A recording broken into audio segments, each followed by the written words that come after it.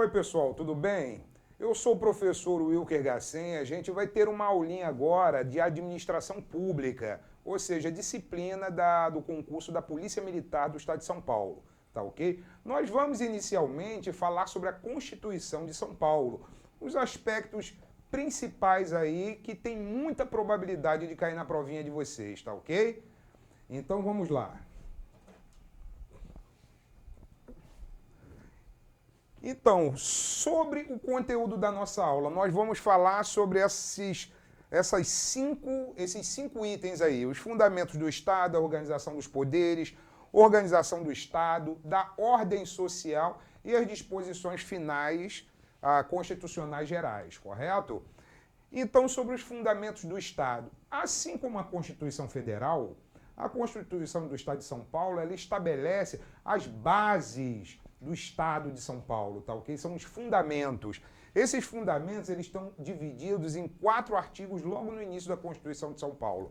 Então, a gente pode verificar o seguinte: o primeiro artigo, um dos fundamentos é o seguinte: o Estado de São Paulo, ele exerce competências que não lhe são vedadas pela Constituição Federal. Ou seja, a Constituição do Estado de São Paulo, ela tem um caráter subsidiário, ela tem um caráter complementar. Ela não pode, em nada, inovar, fazer alguma coisa diferente do que está previsto na Constituição Federal. Tá ok? Então, o que não for vedado, o que não for proibido pela Constituição Federal, a Constituição do Estado de São Paulo vai poder trabalhar isso aí livremente. Tá ok? Isso daí é a chamada competência residual. Isso daí já é natural dos Estados-membros da República Federativa do Brasil. Todo Estado-membro, ele não tem a competência dele estabelecida enumeradamente na Constituição Federal. Ele não tem. A competência dos Estados aqui no Brasil é residual. É tudo aquilo que não seja vedado pela Constituição. É toda aquela competência que não seja da União, que não seja dos municípios, que não seja do Distrito Federal. Quando a gente verifica que determinado assunto não cabe a nenhum desses 3 entes, União, Distrito Federal e municípios, isso daí então sobra para os estados, tá ok? O segundo artigo, ele diz o seguinte, que todas as ações, todos os procedimentos judiciais que digam respeito a direitos e liberdades fundamentais, como, por exemplo, a liberdade de locomoção, o direito de acesso à informação, que são todos direitos que estão estabelecidos na Constituição Federal. O Estado de São Paulo, ele sempre vai procurar trabalhar isso daí de forma em que os custos sejam baixos, tá ok? E que haja prioridade na tramitação desses processos aí. Wilker, custos baixos, mas como assim? Todo procedimento judicial, ele tem um valor, certo? Então, esse valor, ele é pago por quem pretende entrar com uma ação. Agora, no caso dos hipossuficientes, há gratuidade de justiça. E no caso dos direitos fundamentais, da liberdade de locomoção, direito de acesso à informação e muitos outros direitos fundamentais, a Constituição do Estado de São Paulo, ela diz especificadamente o quê? Que esses custos serão reduzidos, tá ok? Independentemente da situação financeira da pessoa que pretende entrar com a ação. O artigo 3º, ele aponta o que eu acabei de falar para vocês, que os hipossuficientes, eles vão ter o quê? Assistência jurídica gratuita, integral. Essa assistência jurídica gratuita, ela é prestada pela Defensoria Pública. Então, uma pessoa que pretende entrar com qualquer tipo de ação, seja na área civil, seja na área trabalhista, ela não vai pagar nenhuma custa judicial. É só ela comprovar que ela é hipossuficiente. Ou seja, ela não pode abrir mão da sua remuneração sem comprometer a sua alimentação. Correto? Então, esse é o conceito de hipossuficiente. E, por fim, como fundamento do Estado, a Constituição ela diz que nos procedimentos administrativos, ou seja, um recurso de multa, um procedimento administrativo que a pessoa dê entrada em qualquer órgão do governo do Estado de São Paulo para poder obter uma documentação, algum determinado direito, todos esses procedimentos administrativos eles vão ser baseados em alguns princípios. Quais os princípios? Igualdade entre os administrados, ou seja, os cidadãos do Estado de São Paulo, determinados cidadãos não podem ter privilégios em relação aos outros. todos são iguais em qualquer procedimento administrativo, tá ok? O devido processo legal, ou seja, o procedimento para se obter qualquer direito, para se dar entrada a um processo administrativo, já é um procedimento estabelecido em lei, tá? Em lei, não em decreto. É o devido processo legal. E especialmente quanto à exigência da publicidade, isso aí é o princípio da publicidade. Todos os atos administrativos, tudo que o governo do Estado de São Paulo fizer, isso daí, por regra, deve ser público. Há exceções à publicidade que a gente vai ver mais à frente, principalmente na Lei de Acesso à Informação. Exceções à publicidade, gravem a palavrinha-chave aí, é a segurança. Em questões de segurança, o Estado de São Paulo poderá decretar sigilo das informações, tá ok? Fora o sigilo, fora as questões de segurança, a grande regra é o princípio da publicidade. Um outro princípio é o princípio do contraditório. O que é o princípio do contraditório? Qualquer pessoa que esteja sendo acusada, qualquer pessoa que entre com uma ação contra outra pessoa, essa pessoa tem direito de sempre verificar qual é as provas que serão utilizadas contra ela, quais as provas que serão utilizadas pela parte contrária. Isso antes da audiência de instrução e julgamento. Então eu já entro na audiência sabendo quais as provas a parte contrária vai se utilizar para ganhar o processo. Então eu vou ter a possibilidade de contradizer essas provas. O objetivo é esse. Lá na audiência de instrução e julgamento, estando o juiz, a acusação, a defesa, essas duas partes aqui, a acusação e a defesa, elas vão ter a possibilidade de uma contradizer a prova das outras. Ou seja, não existe possibilidade de você trazer de surpresa uma prova para o processo, tá ok?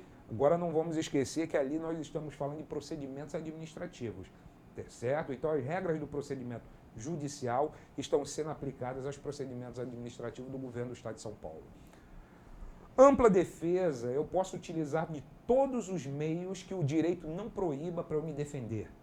E por fim, o princípio do despacho da decisão motivados, ou seja, o princípio da motivação. Em qualquer procedimento administrativo, seja um procedimento administrativo disciplinar contra um servidor, qualquer um outro, a autoridade que toma uma decisão, ela tem que dizer o porquê ela tomou essa decisão. Ela deve motivar a decisão dela, tá ok? Esse é o princípio da motivação. Então a autoridade ela não pode simplesmente determinar a demissão de um servidor ao fim do processo administrativo. A autoridade, além de determinar a demissão, ela tem que dizer no que ela se baseou para poder chegar a essa decisão. Tá ok? Então vamos mais à frente. Agora vamos falar sobre a organização dos poderes. Nós sabemos que a República Federativa do Brasil ela tem 3 poderes, ou melhor, 3 funções, né? Mas normalmente na Constituição, nas leis, nós costumamos chamar de poderes. Esses poderes são o Executivo, o Legislativo e o Judiciário, que são independentes e harmônicos entre si. Independentes porque um poder não pode interferir no outro. E harmônicos, qualquer um desses poderes exerce atribuições que podem pertencer ao outro poder, como por exemplo, o Poder Judiciário ele tem como finalidade precípua julgar, certo? Mas o Poder Executivo, de forma excepcional, ele julga também. Quando, por exemplo, ele faz um procedimento administrativo contra um servidor, ele está julgando. Mas a gente sabe que a atividade julgadora pertence ao Judiciário. Quando o Executivo julga, ele faz isso de forma atípica, correto? O Legislativo, qual é a função precípua dele? É legislar, a criação das leis, né? E também fiscalizar. Mas só que volta e meia, o Legislativo ele também administra como o Executivo. E volta e meia, o Legislativo julga. Então, cada poder tem a sua função precípua, a sua função típica, a sua função principal. Mas isso não impede que ele exerça de forma atípica, em forma de exceção, outras atividades pertencentes aos outros poderes, tá ok?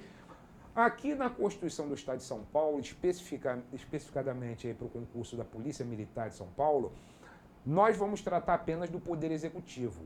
O edital ele pede apenas o Poder Executivo e especificadamente também sobre o governador do Estado. Aí, com relação ao governador do Estado, a gente vai trabalhar a eleição do governador, Vamos trabalhar os casos de vacância, a eleição, e eu repeti ali a eleição, mas a ausência do governador do estado a que ele pertence e a declaração pública de bens. Com relação à eleição do governador, o governador, eu vou fazer um esqueminha aqui no quadro para vocês. O governador do estado, nós temos dois cargos a serem ocupados ali no caso da eleição. O cargo de governador e o cargo de vice-governador. Tá ok? Então, esses dois cargos aí vão ser ocupados nessa eleição. A eleição ela é realizada no dia 1º de outubro. Essa eleição, ela é pelo princípio majoritário de 2 turnos, ou seja, para o governador ser eleito, ele tem que ter a maioria absoluta dos votos válidos. Ele tem que ter 50% dos votos válidos mais um. Se no primeiro turno ele não conseguir atingir esse objetivo, então é feito um segundo turno, com o primeiro colocado mais o segundo colocado. Então o nome desse sistema eleitoral é o majoritário de 2 turnos, tá ok? Ele é utilizado para a eleição dos governadores, para a eleição do presidente da República e para a eleição de prefeitos com cidades de mais de 200 mil eleitores. Então somente esses 3 cargos aí utilizam esse sistema majoritário de 2 turnos. E a eleição do primeiro turno, ela é feita no dia 1º de outubro. Isso aqui é o primeiro turno. Caso haja necessidade do segundo turno, a eleição é feita no domingo de outubro. No último domingo de outubro.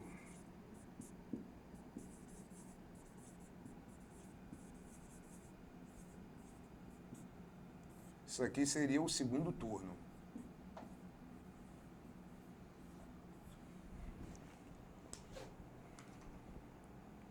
Cortando.